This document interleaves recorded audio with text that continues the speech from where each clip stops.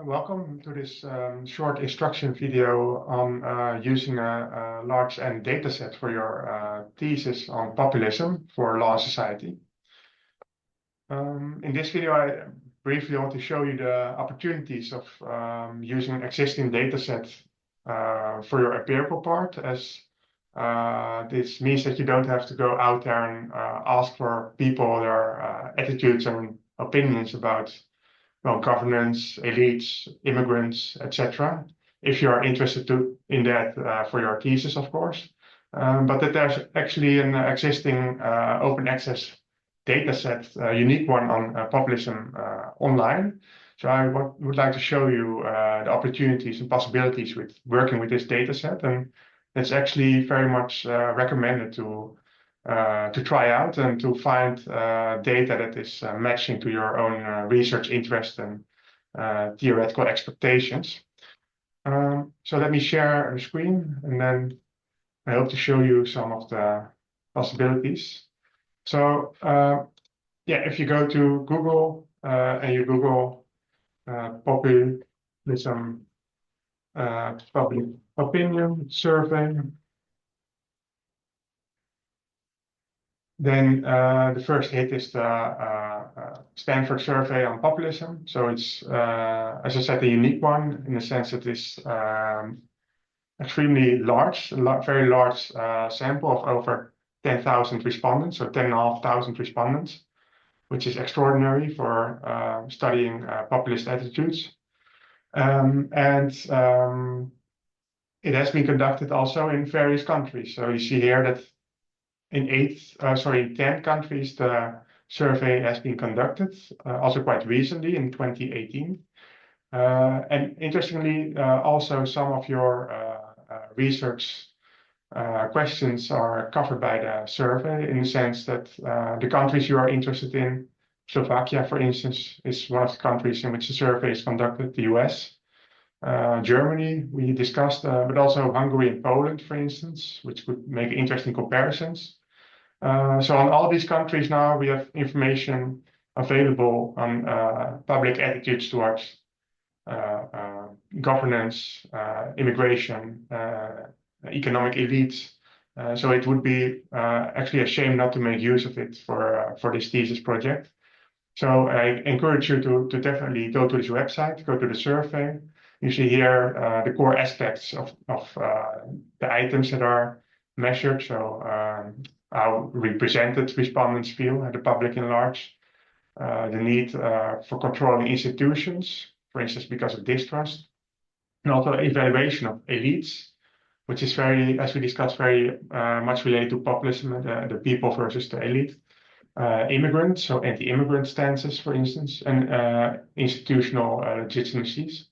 So yeah, here basically in this opinion survey, you could find pretty much everything you want to know about public perceptions on governance, elites, immigrants. And that makes it therefore very useful and unique source for your bachelor thesis. So here you see the links that you can use, especially the first two. You can start by downloading the surveys. So you click on it and you receive the Excel file. Before you start digging into the data, you want to look at the questionnaire that has been used. So we have a document here of 55 pages, and especially the first 8 pages are relevant as they are dealing with populism. And you get a sense here, if you scroll through the pages, what type of questions or statements that have been asked to the respondents in all these 10 countries. So from very basic questions of how important is it for you to live in a country that is governed democratically? So you have from 10 countries answers to this question, and you can provide you insights into measurements of democratic erosion, for instance, among the public, but also agreement or disagreement with particular statements. Think of the people on the threat and must be protected, or the interests of the people are represented well by elites, or the elites have the best interests of the people or the nation in mind, or the political elites are corrupt. So these are the statements can find a lot of data on. And there's just too much to cover all in this brief instruction video. So it's really recommended for you to take your time and take another look at this code book and really think about what's a good match with your thesis interest. So there are a lot of statements. We cannot cover it all. It's very broad, diverse. So also about confidence in institutions or confidence in political parties, the judiciary, very relevant for our group topic, or in the media, and a lot of other public entities. So it's really from all these different countries, more than 1,000 responses. It's really very insightful data for your thesis. Satisfaction with democracy, referenda, people asked about that.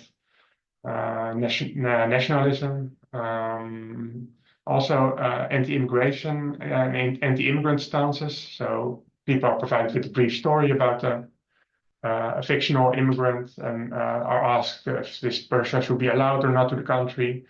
So this question really makes for very good cross-country comparisons. About immigration, but also within a country you can draw various conclusions. Is your way of life threatened by immigrants? Very straightforward question, and we really want to know more about it. So this survey, with all these responses, gives you that information, how people think about that. Percentages are asked, so how many, what percentage of the population is immigrant or is of particular religion or is rich, for instance, or elite. So also here, valuable information for the thesis. About corruption, how many of the people running government are corrupt according to you, or do politicians lie to become elected? So these are very relevant questions actually for our project. Also about economic inequalities, so about the elite again. So up to the issues, then the first pages are very relevant for your individual projects also. So then you have this data set, the Excel file with more than 10,000 responses, more than 10,500 responses from all these different countries: Italy, Czech Republic, Poland, Hungary, etc. You have information about the respondents, so background variables, how old respondents are, whether they are male or female, level of education. And then in the rows you have all these answers to these statements and questions from the first 8 pages of the survey book. So this is really very wealthy, very rich information, rich data about your it could be about your research interests, but especially about populism in general. So it provides very complete picture of how people look at governance, institutions, and the law. So you definitely want to make use of this for your thesis.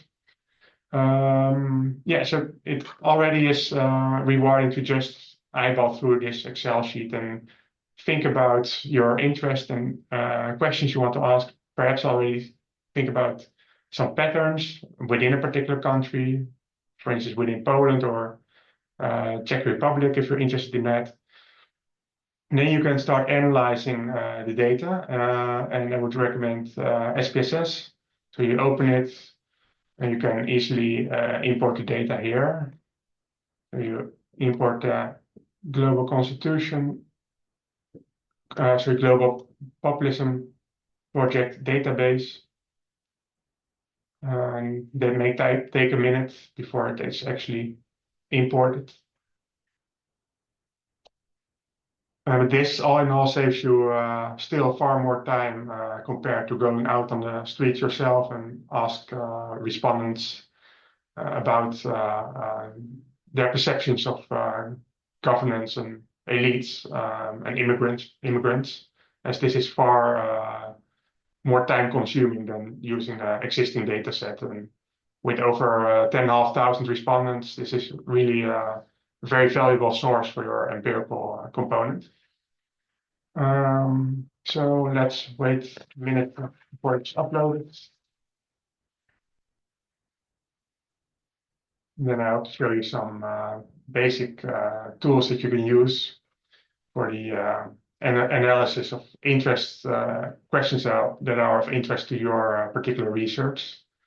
So once again, you can think of comparing countries only or only within country study, or using all the countries participating in the survey.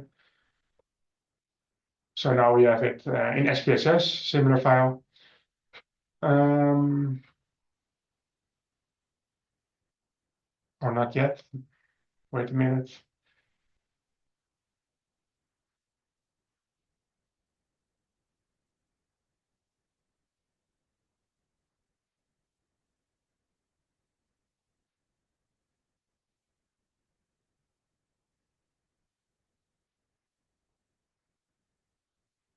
Yeah, here it is. So now it's also in SPSS, similar to the Excel file with all the countries and all the answers to the variables, to the questions, statements asked. You can start analyzing. I would recommend beginning with some descriptive statistics, frequencies, for instance. Yeah, so think, for example, of the first four statements we discussed. So when you go back to the code book, you see here these statements. So the people are under threat and must be protected. Let's include that one. See what happens. So you see that over 10,500 responses are in there, and actually the majority, more than half of the respondents from all the countries, they agree with the statements that people are under threat and must be protected. So here already we have something, a finding. Yeah, you can just look at the other statements. So about the interest of the people, is it represented well by political elites? Let's check.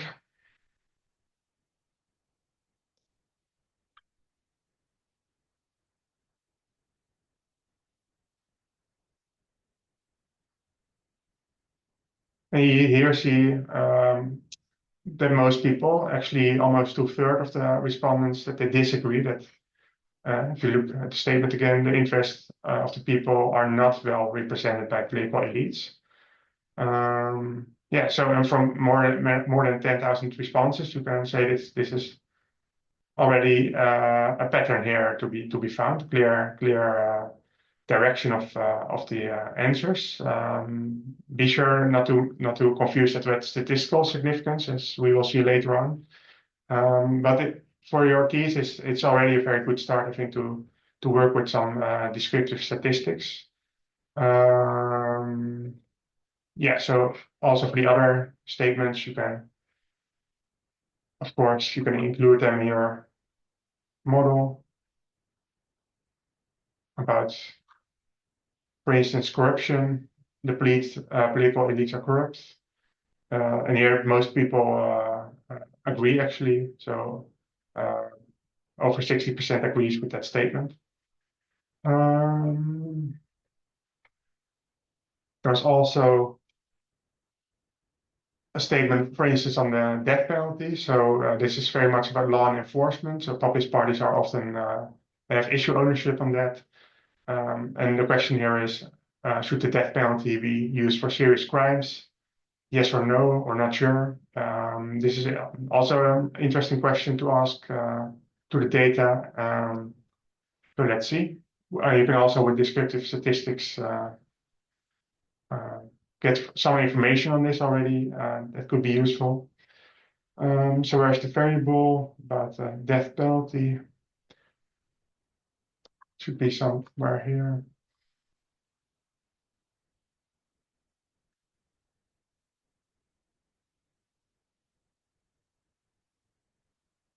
Death penalty. You first want to well, you can include it and then exclude the other model variables from the model.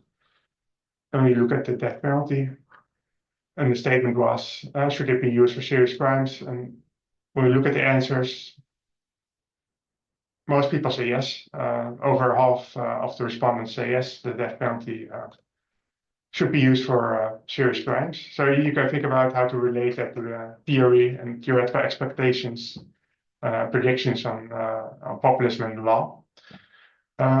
So also here, descriptive statistics can be very useful. You may also want to think about regression at a later stage. So here, there are several very interesting analysis to be made here on this data. So, for example, when you in which the question is in which dependent variable are you interested?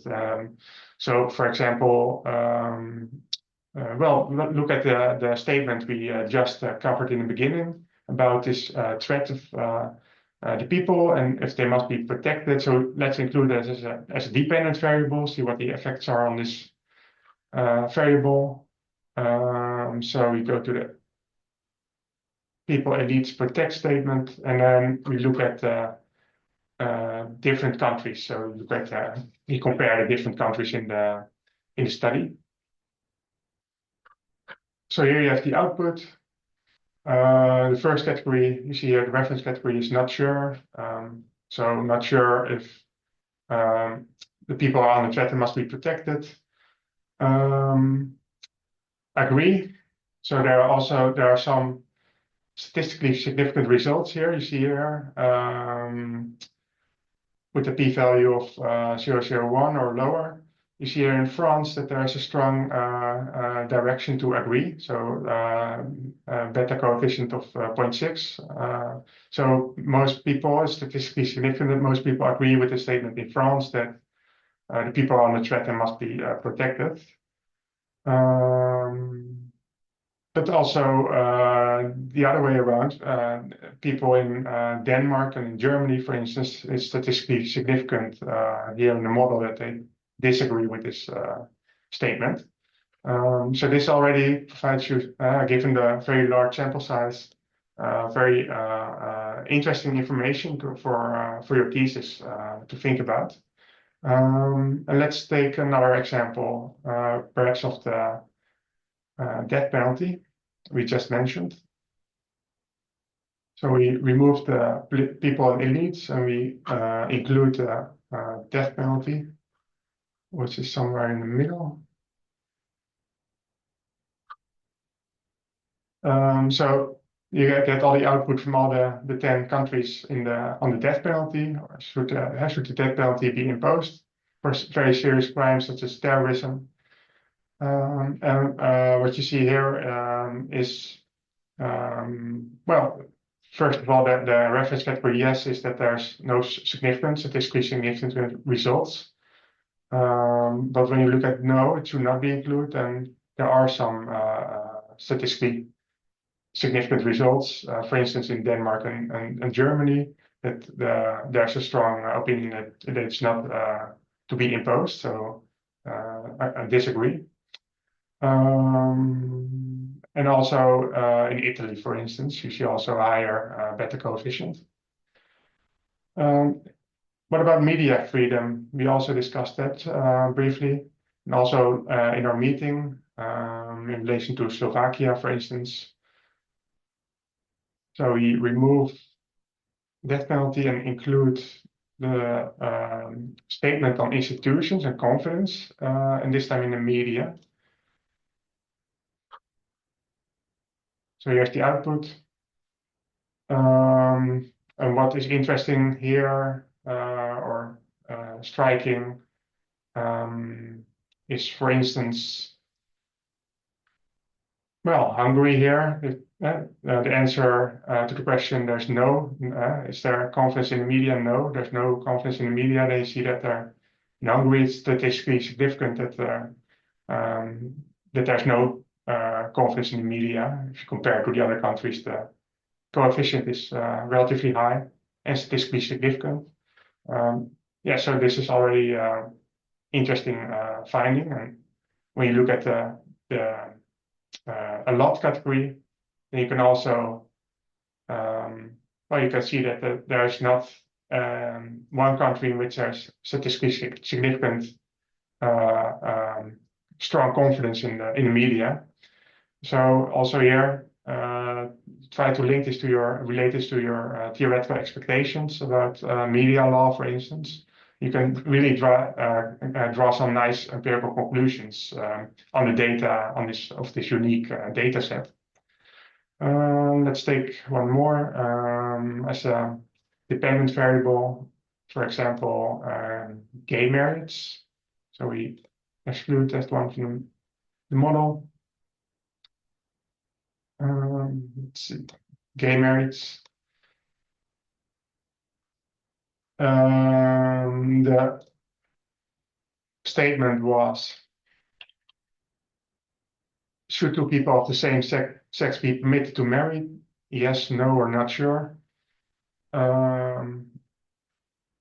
If you look at yes, then there's no statistically significant finding. So that's perhaps also an interesting finding.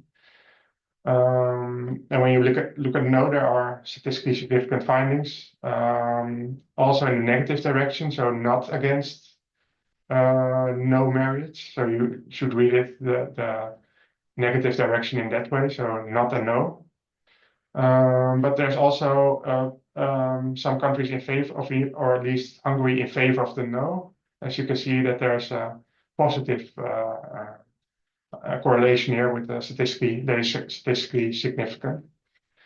Yeah, and then maybe the last question about satisfaction with democracy, which is a very general question. How satisfied are you with democracy? Let's see. It should be a variable referred to as democracy.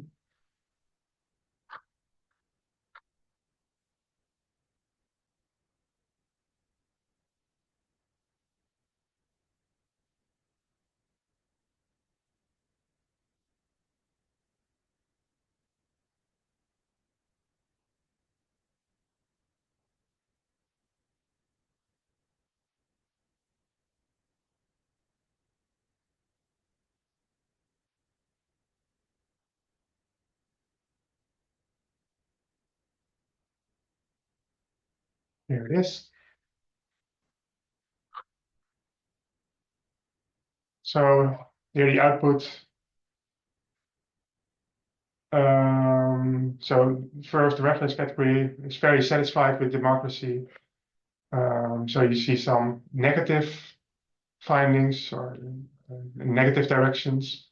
So for instance, in Denmark, perhaps that could be related to populism, so the dissatisfaction with democracy. You can think about that. And in Germany also, think about recent elections. There's a negative effect when it comes to very satisfied. Yeah, so not all is statistically significant here. When you look at very dissatisfied, you do find statistically significant results, especially also positive coefficients. So, for instance, in Hungary, there's strong dissatisfaction that is statistically significant with democracy. In Italy, you see it in Poland, Slovakia, also strong correlation here. Yeah, so these are interesting findings and relevant findings for questions about populism in law.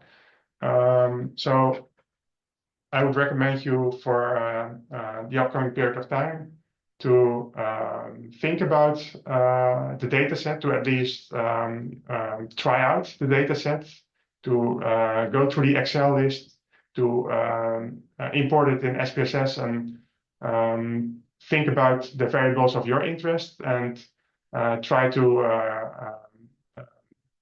compute and run some models. And yeah, it will be a very nice way also methodologically to empower the methodological strength of your empirical legal thesis.